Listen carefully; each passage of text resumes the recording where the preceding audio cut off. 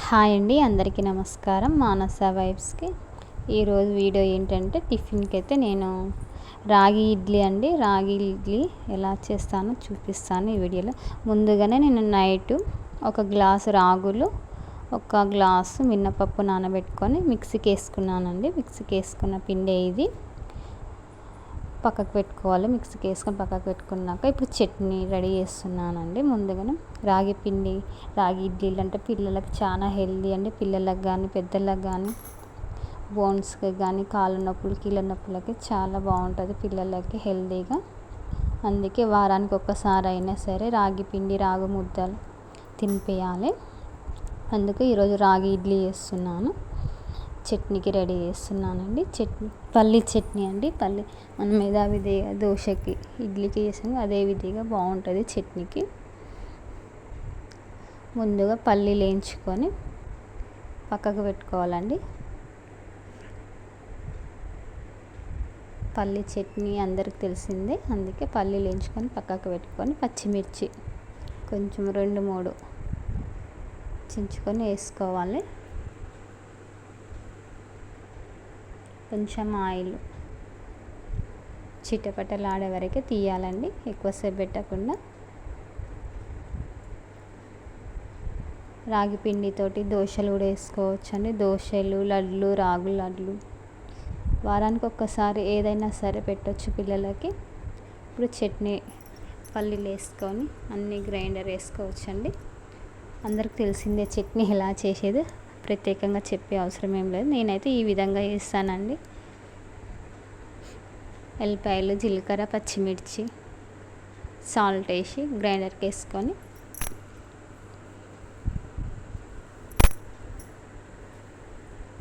కొంచెం మళ్ళీ పల్లి పౌడర్ ముందే వేసుకొని పక్కకు పెట్టుకుంటానండి.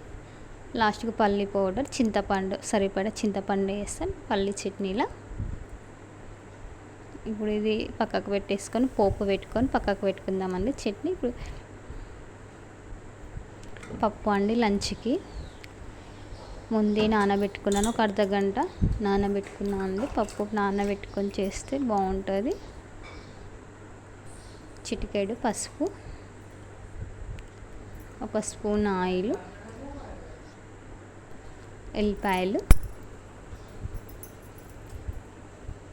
పచ్చిమిర్చి, టమాటాలు అండి 3-4 టమాటాలు, 2 ఉల్లిపాయలు, కరివేపాకు అండి, పచ్చికాయల పప్పు, టమాటా వేసి చేస్తున్నాను. రోజు రొటీన్ అండి వీడియో. పిల్లలకు లంచ్ బాక్స్, టిఫిన్ ఎలా రెడీ చేస్తాను ఈ వీడియోలో ఉంటుంది మొత్తము. నేను ఇప్పుడు పప్పు మనం కుక్కర్లో వేసి పెట్టాను కదా. ఇప్పుడు రాగి పిండి, కొంచెం సాల్ట్, సోడా వేసుకోవాలండి. వేసుకొని కలుపుకోవాలి మొత్తం.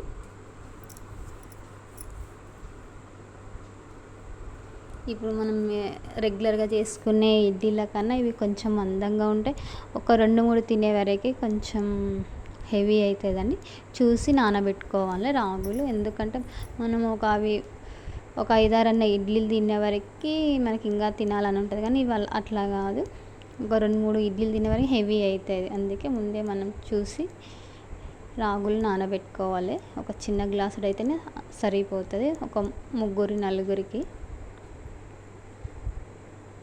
కాబట్టి పిల్లలు అయితే 2-3 తింటారు, అంతకన్నా ఎక్కువ తిన్నారు.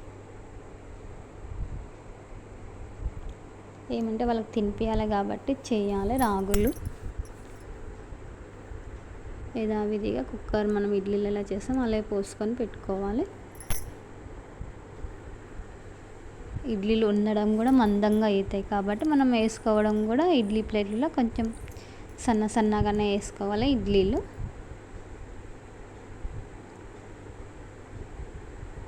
రాగి ఇడ్లీలు ఎంతమంది చేస్తారండి మీ ఇంట్లో?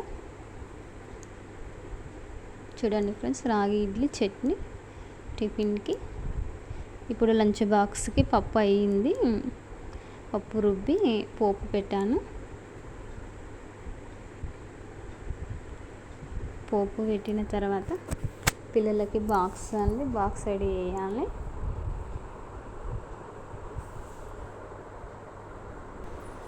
రైస్ కుక్కర్లో వేసి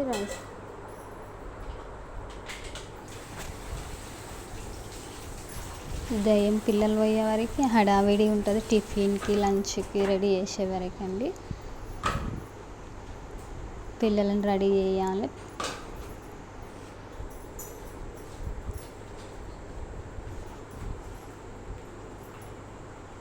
డైలీ మార్నింగ్ ప్రతి ఒక్క తల్లికి పిల్లలకి ఇలా హడావిడి ఉంటూనే ఉంటుంది. స్కూల్కి వెళ్ళే వరకు పిల్లలను రెడీ చేసి వాళ్ళకి జడలు వేసి గుడ్లు పెట్టే వరకు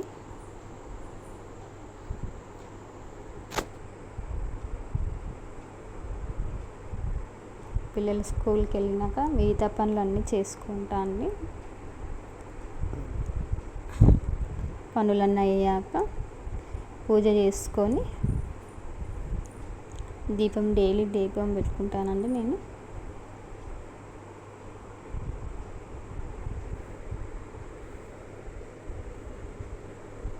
తర్వాత నేను తిన్న తర్వాత షాప్కి వెళ్తానండి.